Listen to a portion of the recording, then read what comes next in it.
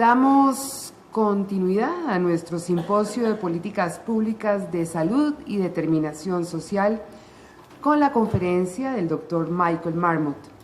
El doctor Francisco Yepes, director de los posgrados en Administración de Salud de la Facultad de Ciencias Económicas y Administrativas de la Universidad Javeriana, presenta al invitado.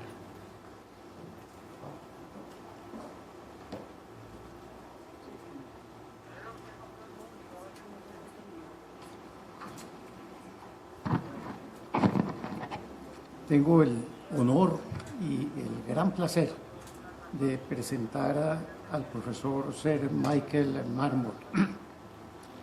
Él es graduado de Medicina en la Universidad de Sydney. Él vivió buena parte de su infancia y su juventud en Australia, y aun cuando nació en Inglaterra, y luego obtuvo su máster en salud pública y su PhD en la Universidad de California en Berkeley.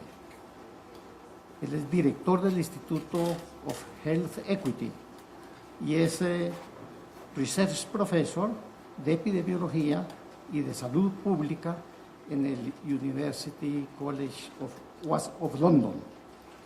Él fue el presidente de la Comisión de Determinantes Sociales de la Salud de la Organización Mundial de la Salud, y ha dirigido una serie de estudios muy importantes, el conocido hoy como el Marmot Review de inequidades en salud en Inglaterra, el European Review en determinantes sociales y el divisor de salud.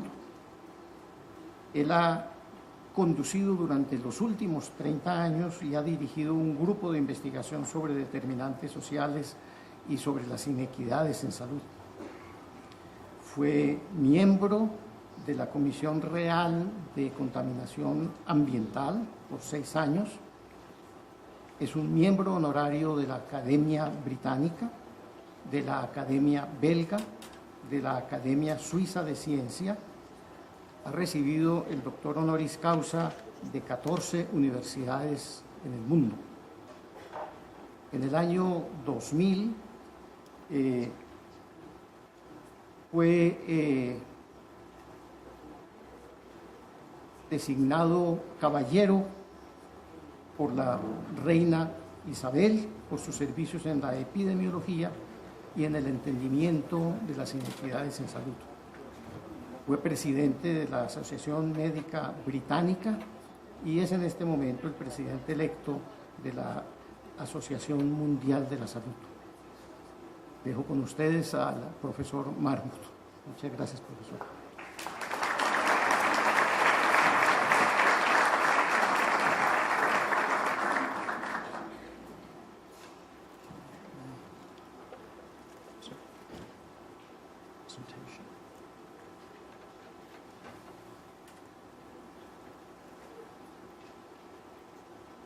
I could talk to this slide all morning. It would probably be better if I had a different set of slides.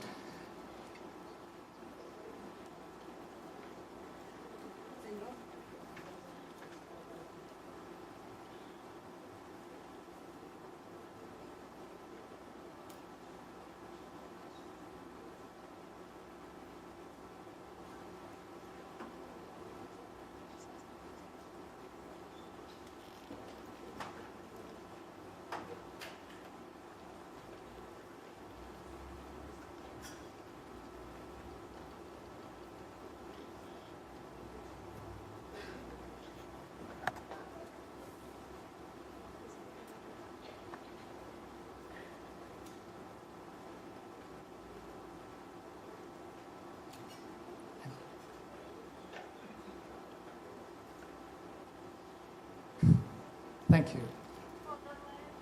I'm excited about the meeting today. I said to colleagues at the university yesterday that we wanted to build a social movement on social determinants of health and health equity, and that we had spent a lot of time out in the cold. And I would say the interest in today's meeting means that we have come in from the cold. People really want to know about this topic. Social determinants of health is now on people's agenda. I was absolutely delighted with your speech, Minister, and our conversations yesterday, because social determinants of health is now recognized as an indispensable way forward if we want to deal with inequalities in health.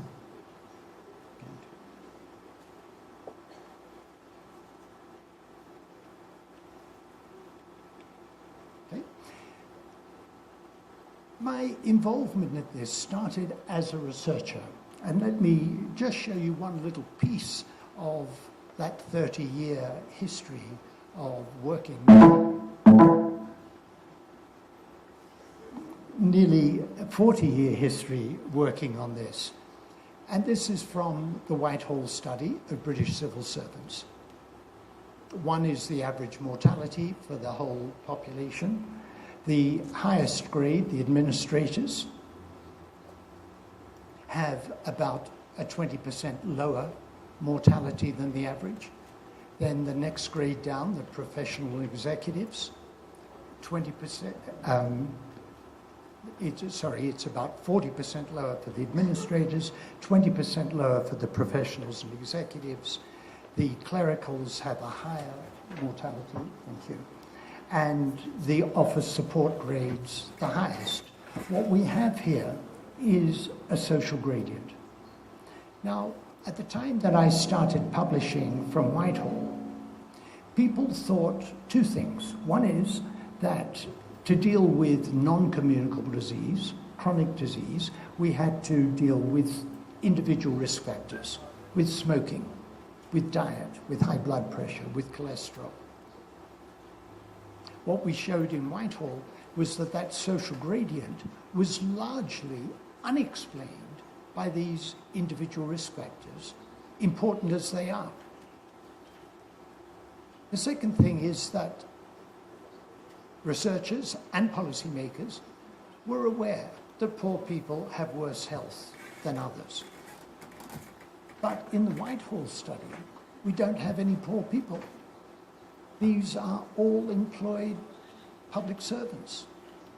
We exclude the richest. We have no bankers with their bonuses and hedge fund managers, and we have no unemployed because they're all employed. And yet, it's a social gradient. And that suggests we need to be dealing not only with poverty, but inequality. And what we want is to bring everybody's health up to the level of the best. And that got me using the language of the causes of the causes. We know that smoking, high blood pressure, cholesterol, overweight, lack of activity, unhealthy patterns of alcohol consumption,